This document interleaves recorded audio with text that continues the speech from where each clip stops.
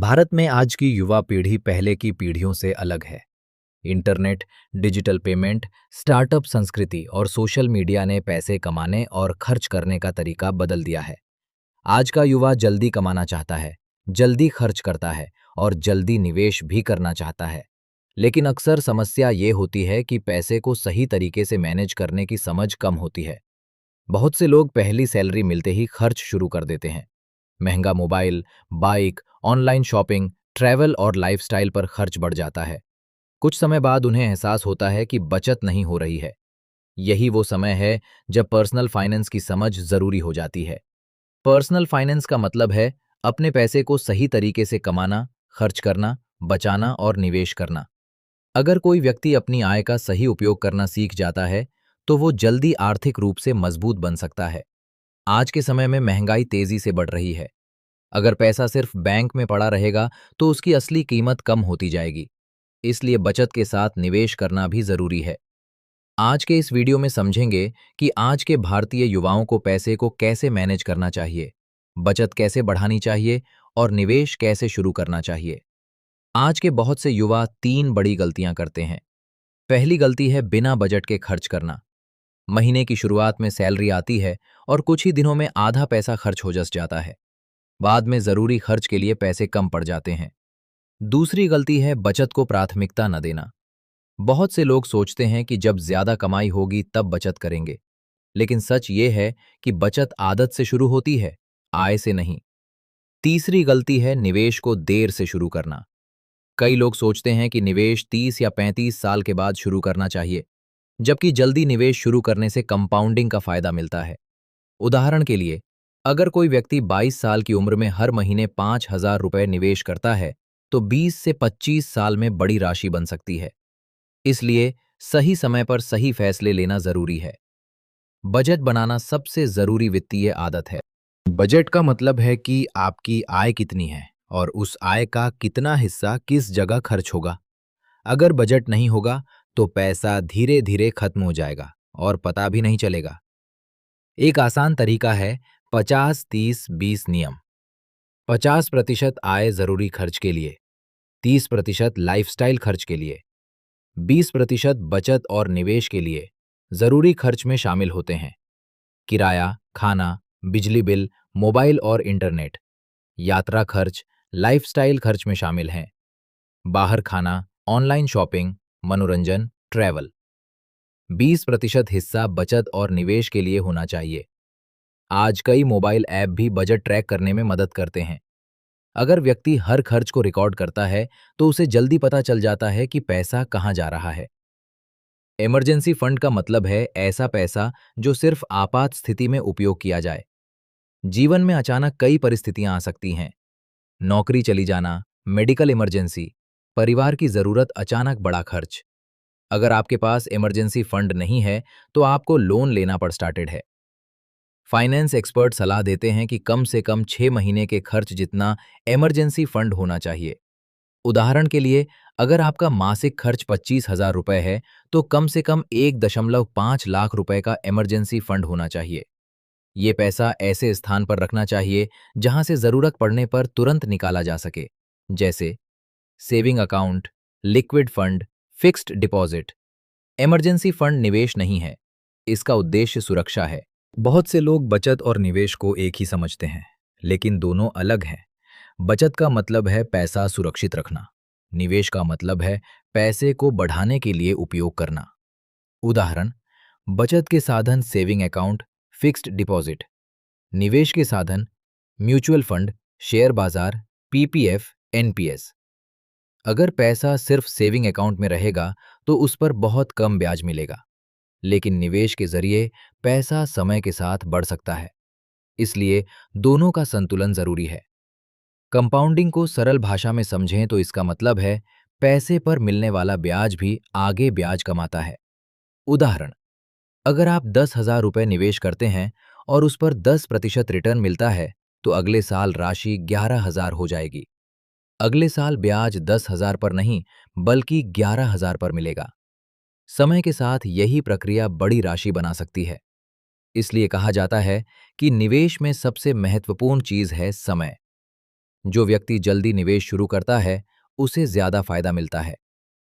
Mutual fund आज युवाओं के बीच सबसे लोकप्रिय निवेश विकल्प बन रहा है। म्यूचुअल फंड में कई निवेशकों का पैसा एक साथ जमा होता है और उसे शेयर बाजार या अन्य संपत्तियों में निवेश किया जाता है। SIP, systematic investment plan, mutual fund में निवेश करने का आसान तरीका है। इसमें आप हर महीने एक निश्चित राशि निवेश करते हैं। उदाहरण, हर महीने 1,000 रुपए, हर महीने 5,000 रुपए। SIP का फायदा यह है कि निवेश नियमित होता है और बाजार के उतार चढ़ाव का असर कम हो जाता है। लंबे समय के लिए SIP एक अच्छा विकल्प माना जाता है। आज बहुत से युवा शेयर बाजार में रुचि ले रहे हैं, लेकिन शेयर बाजार में निवेश करते समय कुछ बातों का ध्यान रखना जरूरी है। पहली बात, बिना जानकारी के ट्रेडिंग शुरू न करें। सोशल मीडिया या दोस्तों की सलाह पर निवेश करना जोखिम भरा हो सकता है। दूसरी बात, लंबी अवधि का नजरिया रखें। शेयर बाजार में जल्दी पैसा कमाने की कोशिश अक्सर नुकसान करा देती है।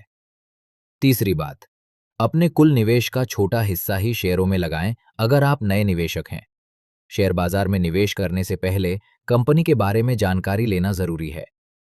क्रेडिट कार्ड सही तरीके से इस्तेमाल किया जाए तो उपयोगी है, लेकिन गलत उपयोग से कर्ज बढ़ सकता है। क्रेडिट कार्ड का मतलब है कि बैंक आपको उधार में पैसा खर्च करने देता है। अगर समय पर बिल चुका दिया जाए तो कोई अतिरिक्त ब्याज नहीं देना पड़ता, लेकिन अगर भुगतान देर से किया जाए तो ब्याज बहुत ज्यादा होता है। क्रेडिट कार्ड इस्तेमाल करते समय कुछ नियम रखें। समय पर पूरा बिल भुगतान करें।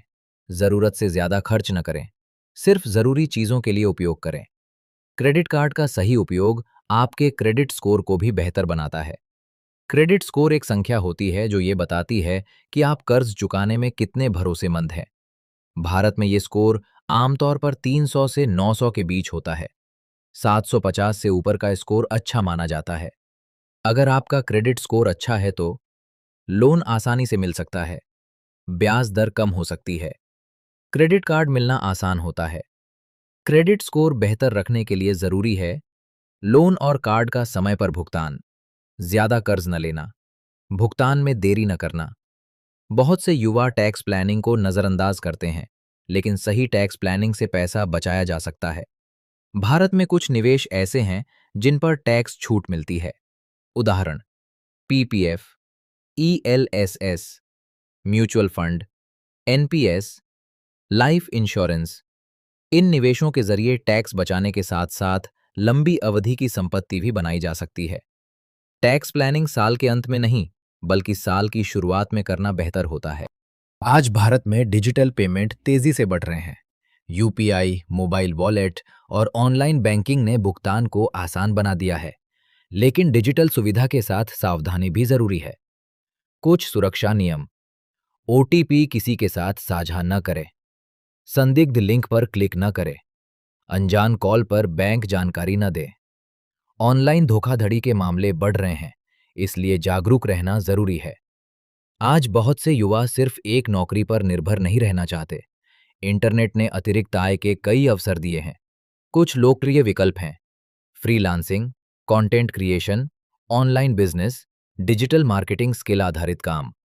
अगर किसी व्यक्ति के पास एक से अधिक आय स्रोत होते हैं तो उसकी वित्तीय स्थिति मजबूत हो सकती है, लेकिन अतिरिक्त आय के लिए समय प्रबंधन और कौशल दोनों जरूरी हैं। पैसे को सही तरीके से मैनेज करने के लिए दीर्घकालिक योजना जरूरी है। कुछ प्रमुख वित्तीय लक्ष्य हो सकते हैं: घर खरीदना, बच्चों की शिक्षा, रिटायरमेंट यात्रा या व्यक्तिगत लक्ष्य। हर लक्ष्य के लिए अलग निवेश रणनीति हो सकती है।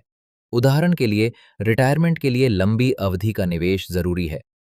अगर कोई व्यक्ति 25 साल की उम्र में निवेश शुरू करता है तो उसे कम राशि से भी बड़ा फंड बनाने का मौका मिलता है। आज की युवा पीढ़ी के पास पहले से ज्यादा अवसर हैं। इंटरनेट, डिजिटल प्लेटफॉर्म्स और नए निवेश विकल्पों ने वित्तीय दुनिया को बदल दिया है, लेकिन अवसर के साथ जिम्मेदारी भी आती है। अगर युवा सही समय पर वित्तीय अनुशासन अपनाते हैं तो वे जल्दी आर्थिक स्वतंत्रता हासिल कर सकते हैं। कुछ सरल नियम याद रखें: बजट बनाएं, नियमित बचत करें, जल्दी निवेश शुरू करें, अनावश्यक कर्ज से बचें, वित्तीय जानकारी बढ़ाते रहें। पैसे को समझना किसी भी व्यक्ति के जीवन का महत्वपूर्ण कौशल है। जो लोग इसे जल्दी सीख लेते हैं, वे भविष्य में आर्थिक रूप से अधिक सुरक्षित और स्वतंत्र बन सकते हैं। इसलिए आज से ही अपने पैसे को समझना और संभालना शुरू करें। यही वित्तीय सफलता की सबसे मजबूत नींव है।